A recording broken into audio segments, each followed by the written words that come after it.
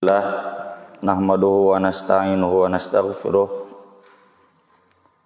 wa na'udzu billahi min syururi anfusina min sayyiati a'malina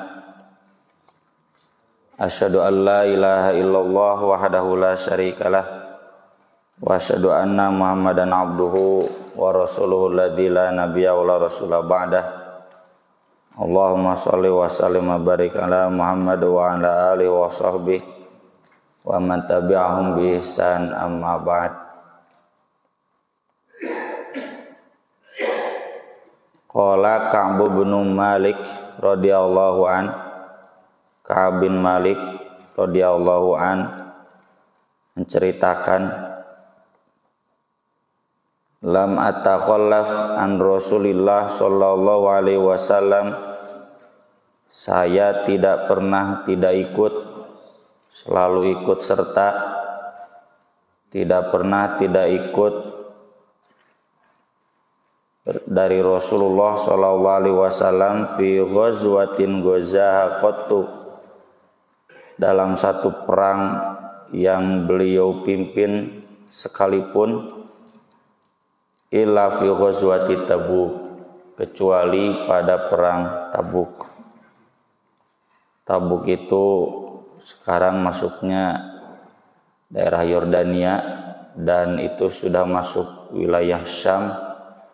Di sana pangkalan militer Romawi Timur. Romawi yang kita maksud Romawi Timur yang saat itu pusat kekuasaannya di Konstantinopel yang sekarang Istanbul, Irak, dan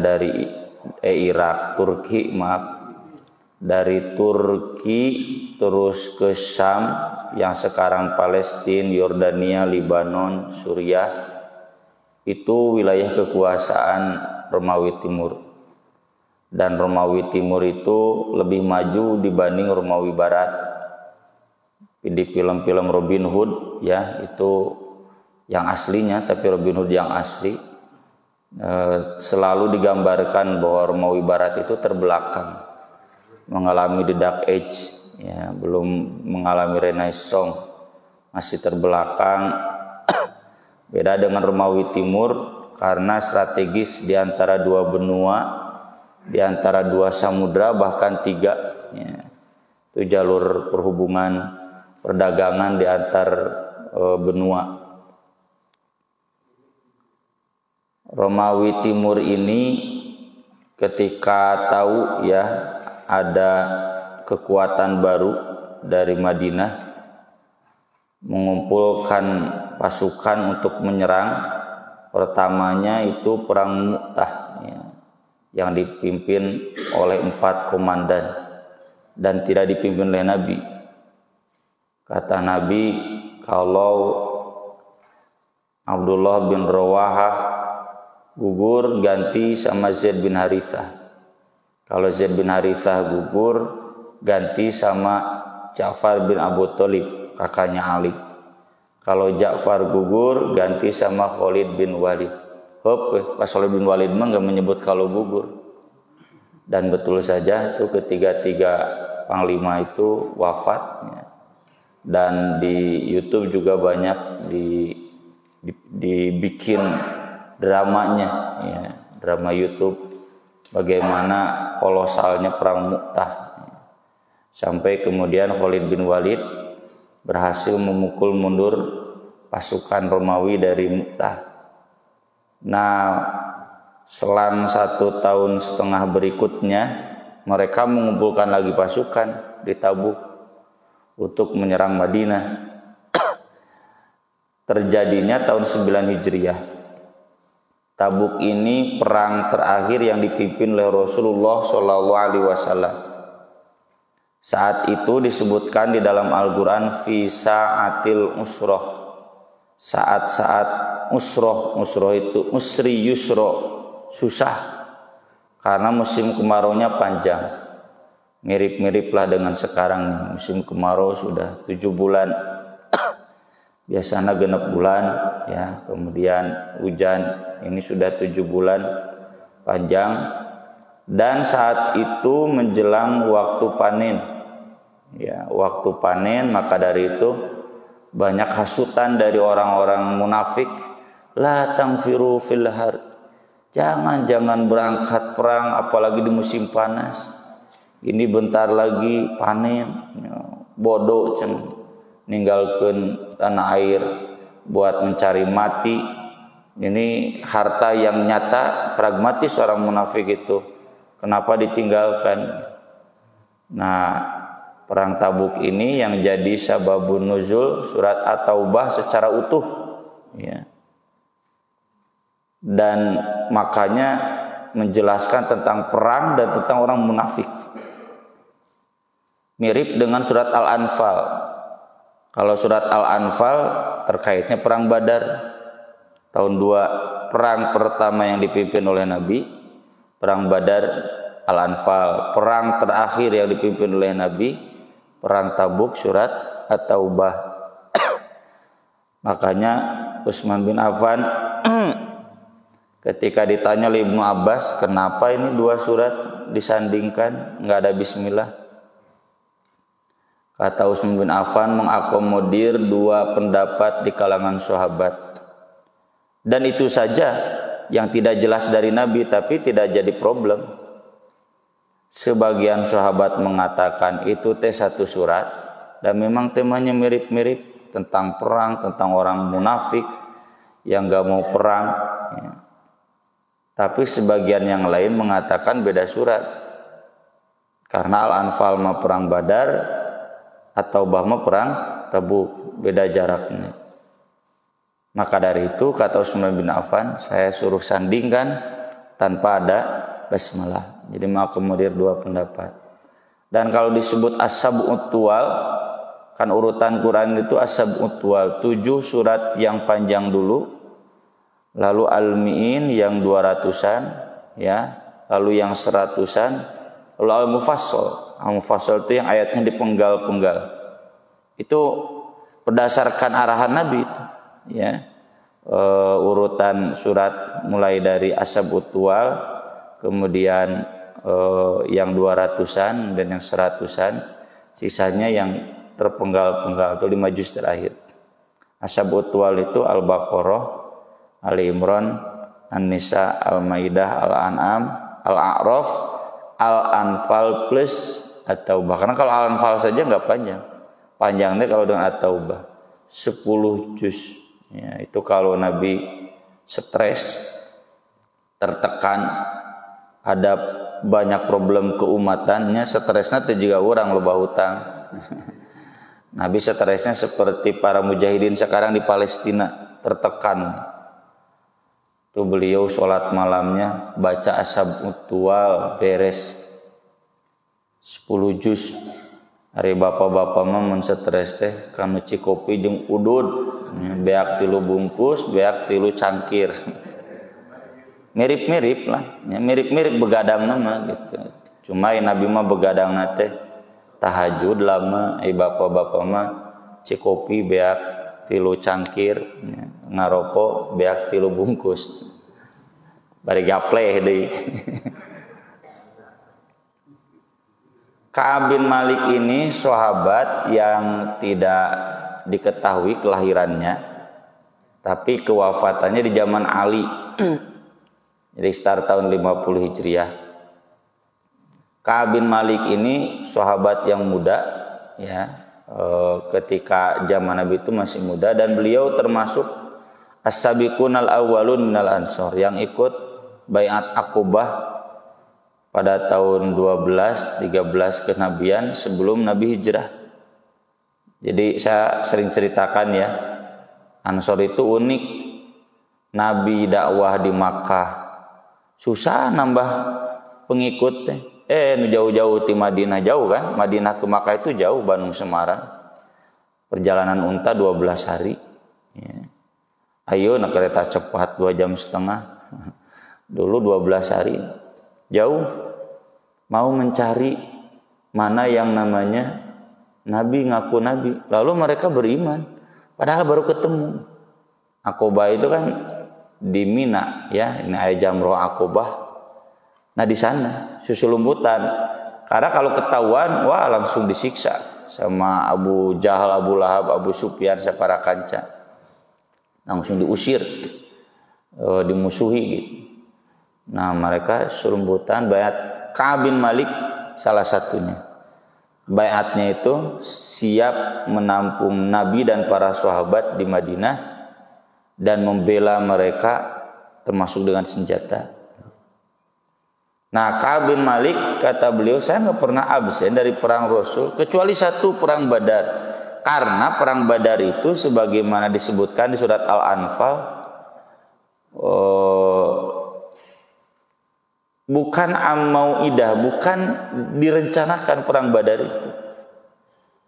Kan Nabi SAW itu sering ngirim pasukan buat mencegat rombongan orang Quraisy. Karena sudah diizinkan.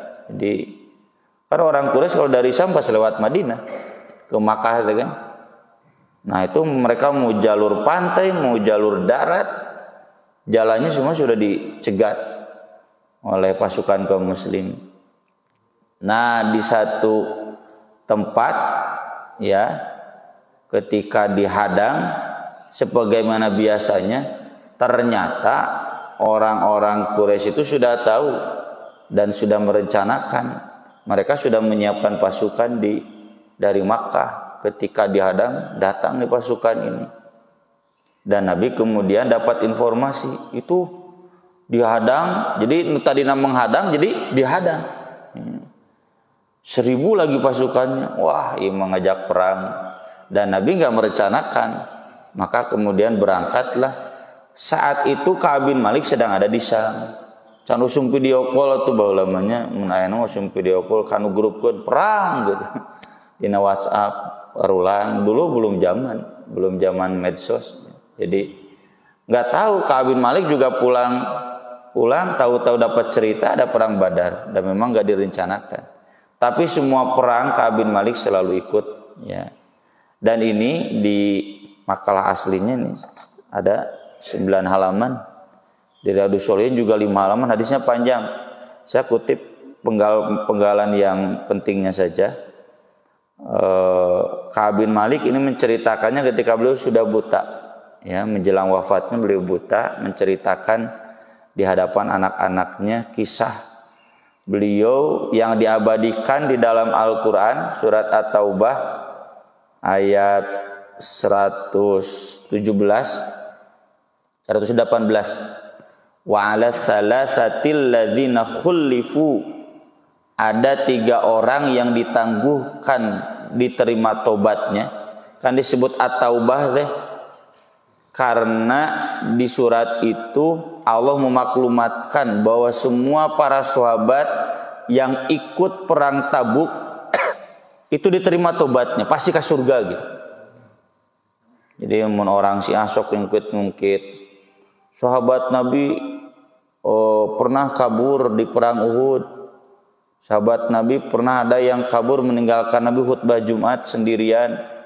Tersisa 12 sahabat saja. Ya namanya juga sahabat manusia ya wae salahnya.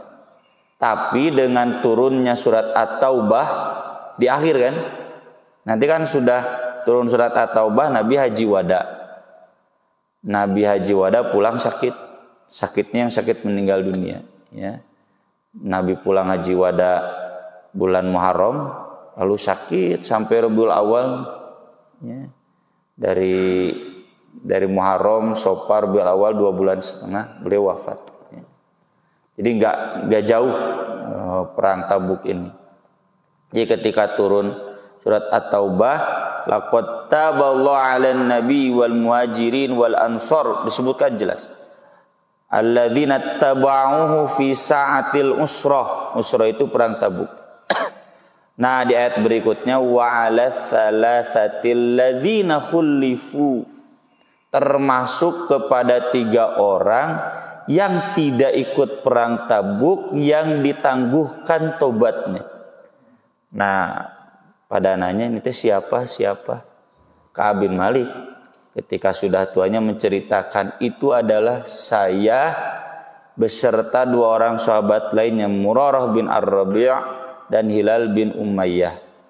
Bedanya kata Ka'ab, saya masih muda Ketika perang Tabuk itu kalau Murarah dan Hilal mah beliau sudah agak tua. Ya mungkin Ka'ab 20 tahunan, ini sudah 50 tahunan.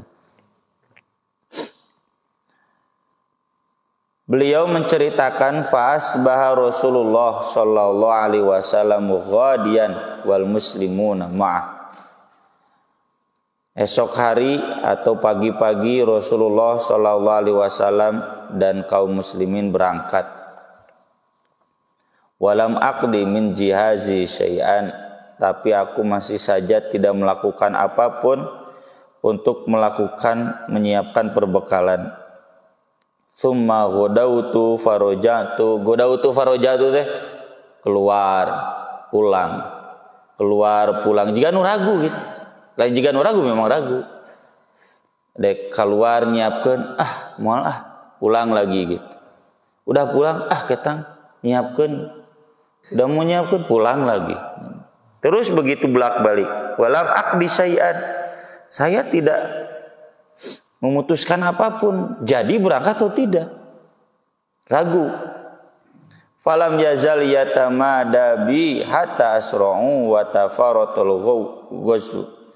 Terus saja aku terdiam sampai mereka semua pergi. Wa tafaratul ghazw, dan semua pasukan sudah berangkat. Fahamamtu an artahila fadrakahum. Sempat terlintas dalam benak, saya cina susul aja gitu. Kata Ka'ab, faya laitani fa'altudu, andaikan saja saat itu aku melakukannya. Tsumma lam yuqaddar dzalika li, tapi entah tidak ditakdirkan bagiku. Kok saya juga kenapa enggak menyusul? Padahal semua perang saya ikut, enggak ada yang tidak ikut. Ya, yang dipimpin oleh Rasul itu kan 27, Pak. Rasul memimpin perang 27 kali. Bagi 10, bagi 8 berarti 3. Dan sampai tahun 9. Di tahun 2 kita 2 ka 8 bagi 27 bagi 8, ya rata-rata 3. Satu tahun itu 3 sampai 4 kali. Nah, ini Hamas juga harusnya begitu. Ya, ngelawan Israel teh 1 tahun 4 kali itu. Sunnah Rasul. Jangan setahun sekali. Intifado kan baru 2 ya. Nah, sekarang yang disebut harus jadi Intifado ketiga. Intifado 1 dulu tahun 86, Intifado 2 tahun 2000-an ya. Nah, ini sekarang harusnya Intifado ketiga terus gitu masif. Nah, itu tidak dilakukan. Jadi kalau Nabi 27 berarti sudah 25 kali. Ka'ab nggak pernah ragu. Entah kenapa nih yang terakhir banyak ragu. Fatofiktu idza kharajtu fin nas ba'da khuruji Rasulillah sallallahu alaihi wasallam. Maka setelah itu apabila aku keluar ke tengah-tengah masyarakat setelah Rasulullah sallallahu alaihi wasallam pergi, yahzununi, yang menjadikan aku sedih, anila aroli uswah, saya tidak melihat yang pantas dijadikan teladan. Jadi sesudah Rasul berangkat,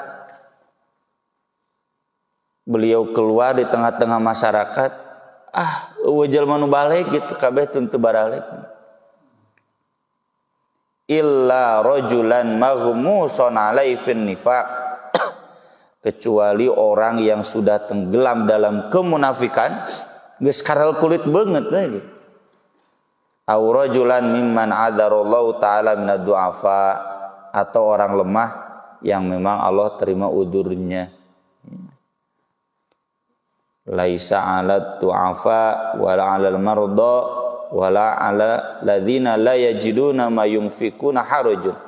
Orang lemah, orang sakit, orang yang tidak punya kendaraan dan bekal, turipu ka Tabuk, perjalanan 2 minggu kemakai kendaraan mau di jalan, nggak ada bekal lagi.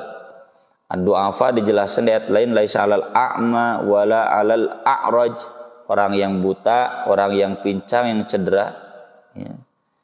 Itu jumlahnya kurang lebih 80 orang. Ini enggak ada orang-orang yang benar ya, kecuali yang tadi yang du'afa. Sisanya orang-orang munafik.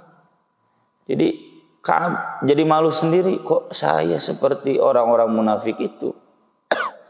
Yang terang-terangan mereka sebelumnya datang ke Rasul minta izin tidak akan ikut perang, minta izin tidak akan ikut perang. Makanya sampai turun ayat la yastadzinu kalladzina yu'minuna billahi wal yaumil akhir. Kalau memang dia iman pada Allah hari akhir, gak mungkin minta izin. Karena perang ketika Nabi pimpin fardu ain. Masa Bapak minta izin sama ketua DKM, minta izinnya saya gak akan sholat. Oh kenapa sakit? Sholat aja di rumah. Iya minta izin, saya nggak akan sholat di rumah pun, cina gitu. Kan bodor. Fardu ain mah nggak ada minta izin, di surga ini. Bila aku dekat surga minta izin mau masuk. Makanya kata Allah tegas, innama yasta'dzinu kalladzina la yu'minuna billah wal yaumil akhir. Orang minta izin itu orang tidak beriman pada Allah dan hari akhir. Wah pokoknya mah ngeri lah. Makanya surat At-Taubah itu istilah lainnya kan Al-Fadihah. Al-Fadihah itu yang membuka borok orang munafik. Atau Al-Baro'ah. Al-Baro'ah itu putus hubungan dengan orang-orang munafik. Nges, tong diaku dari Islam. Makanya kan di ayat-ayat akhirnya wala tusolli ala ahadim minhum mata abada wala takum ala qabri. Jangan menyolatkan seorang pun yang mati dari mereka. Nah yang gak ikut perang Tabuk, kecuali tadi yang 3 sahabat, tong disolatkan, haram. Wala takum ala qabri, berdiri di atas kuburan mendoakannya pun jangan. Kuburkan geus balik we anggapnya bangke satu ya. Jadi saking tegasnya al-baro'ah, putus hubungan dengan orang-orang munafik.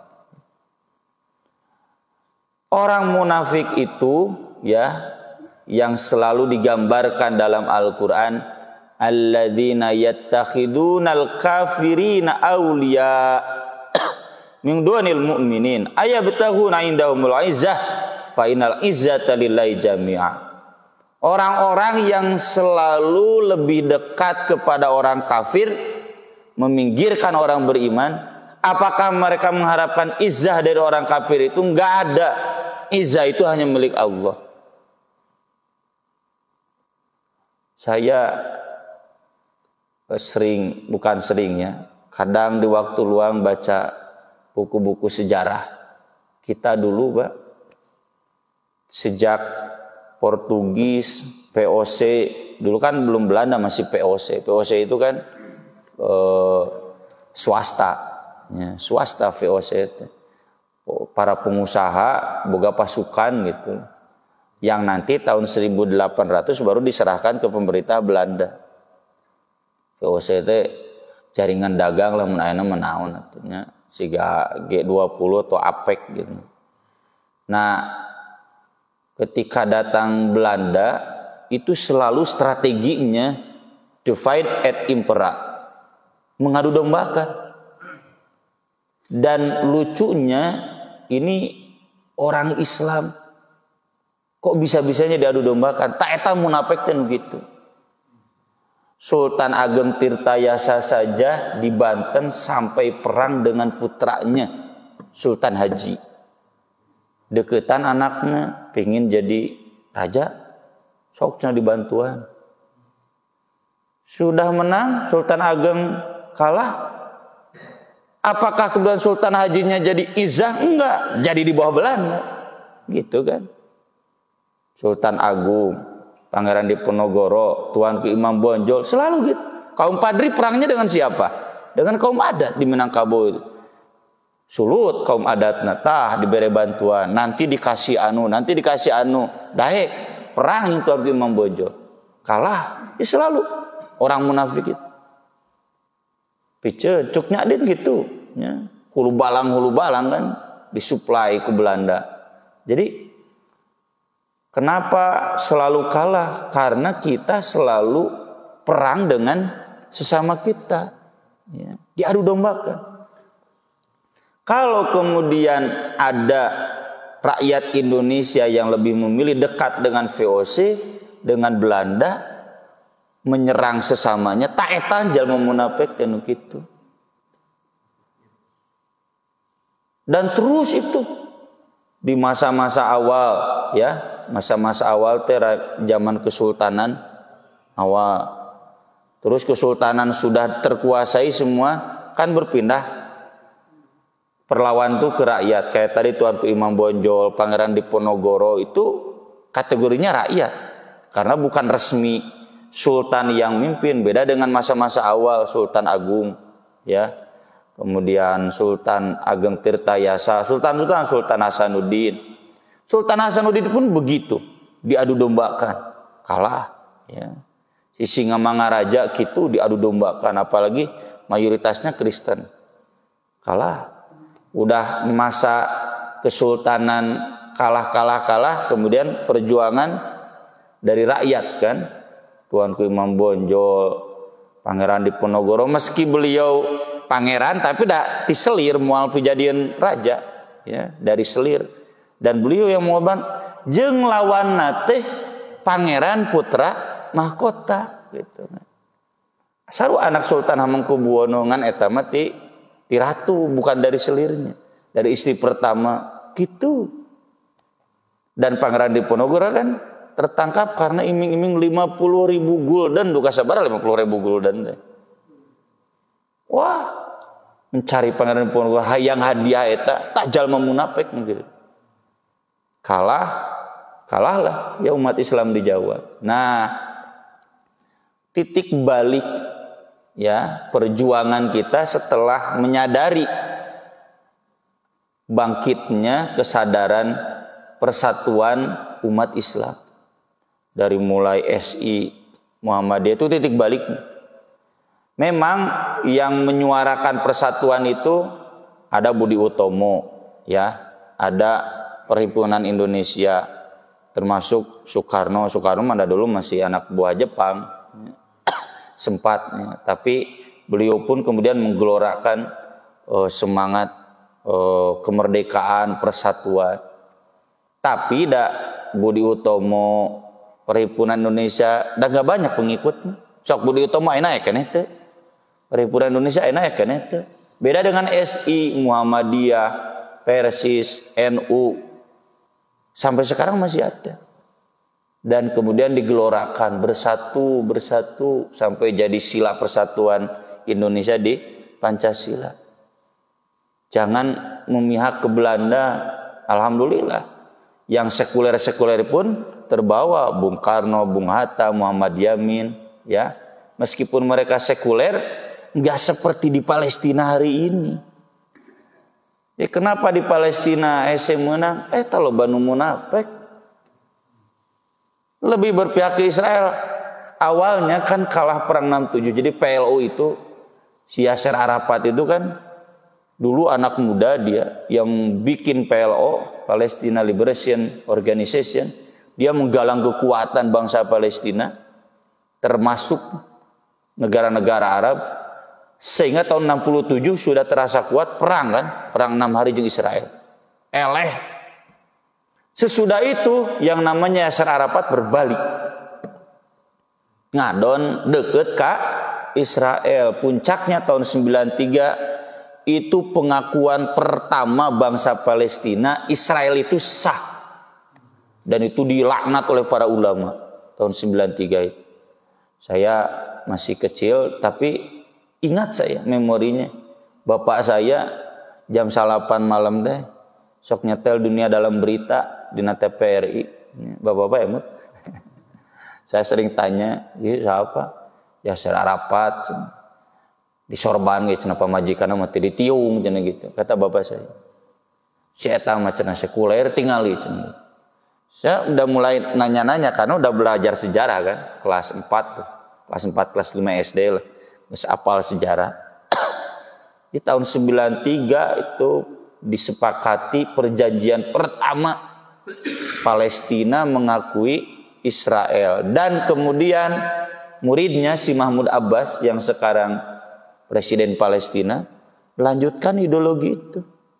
Jadi bukannya melawan penjajah kayak dulu pejuang-pejuang kita, Pangeran Diponegoro, Tuanku Imam Bonjol, Pangeran Antasari. Ini mah malah berkompromi dengan penjajah. Ya persis bupati-bupati, gubernur-gubernur yang dulu statusnya di bawah gubernur jenderal Belanda.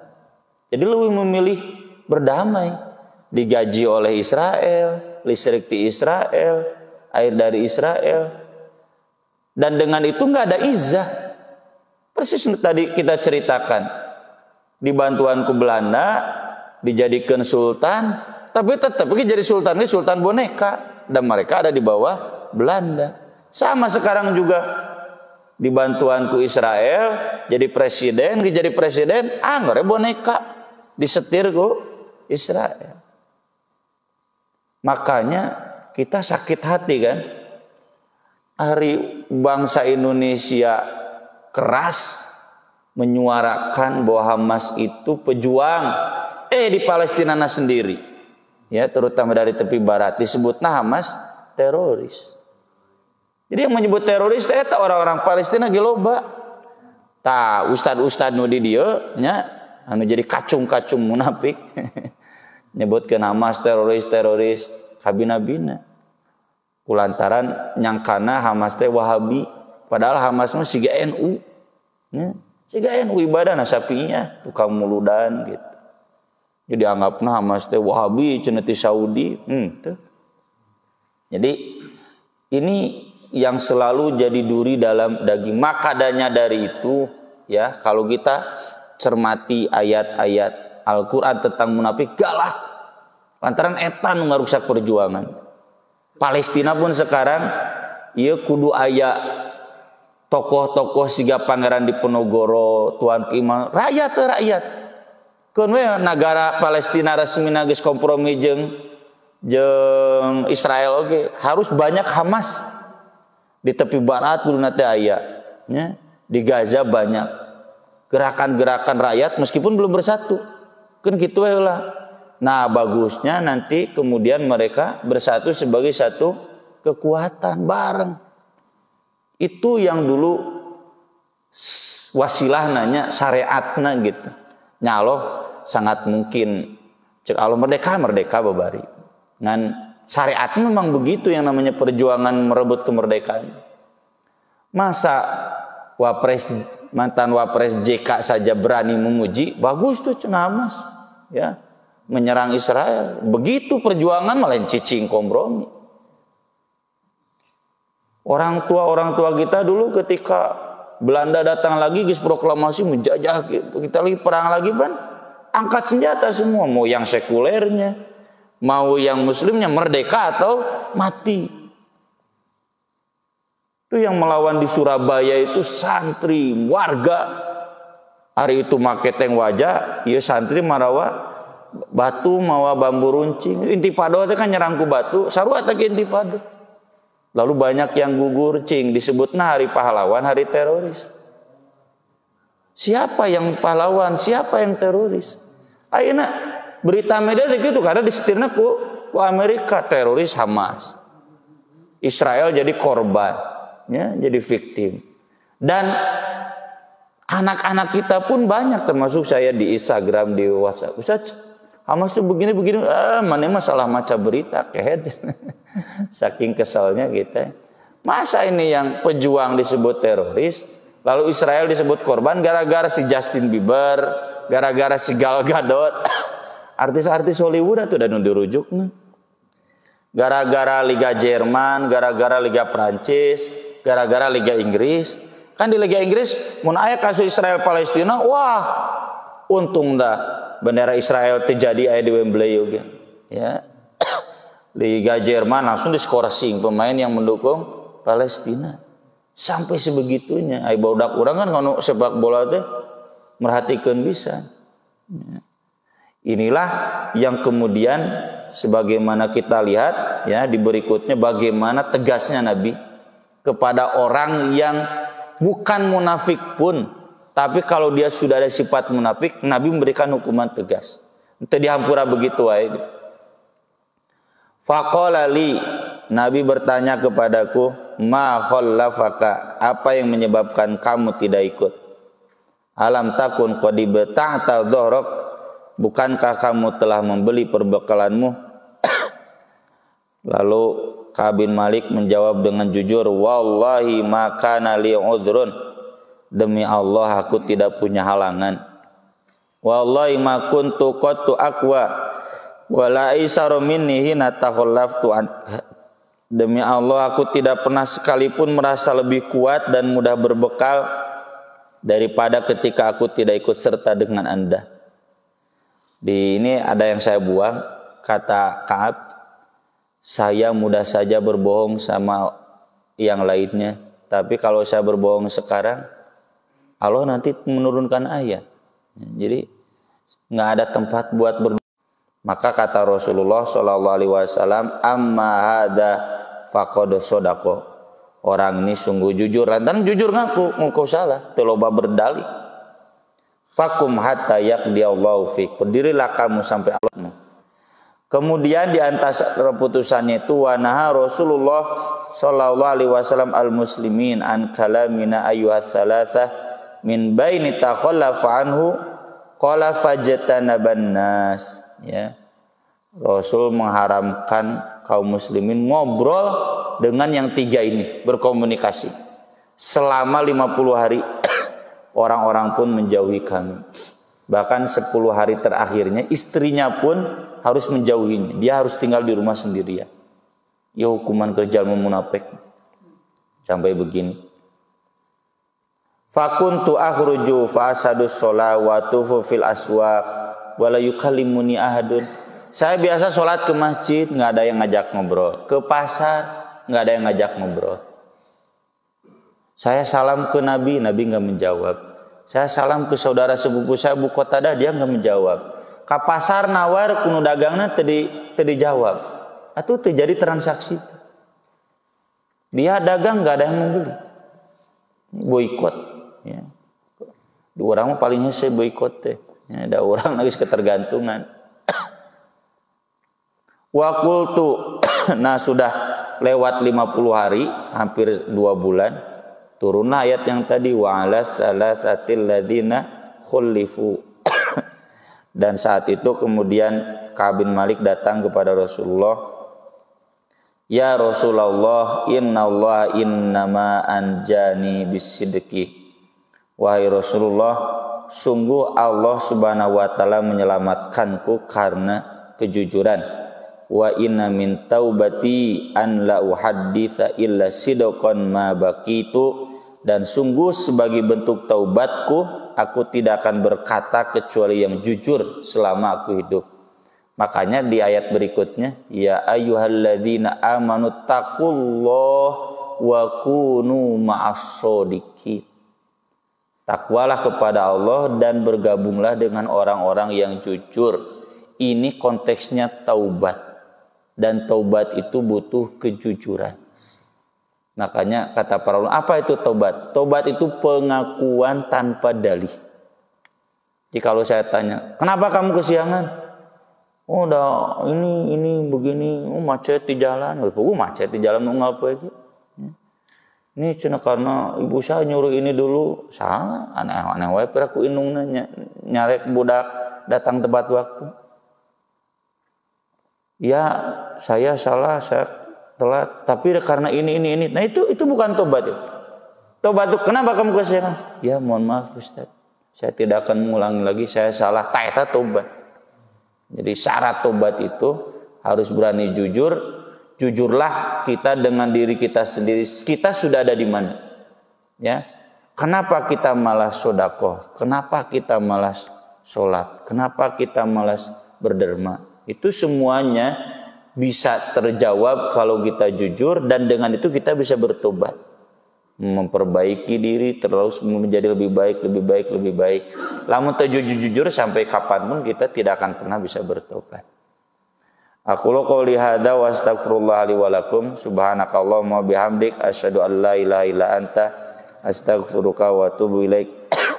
Wassalatu wassalamu ala Rasulillah. Wassalamualaikum warahmatullahi wabarakatuh.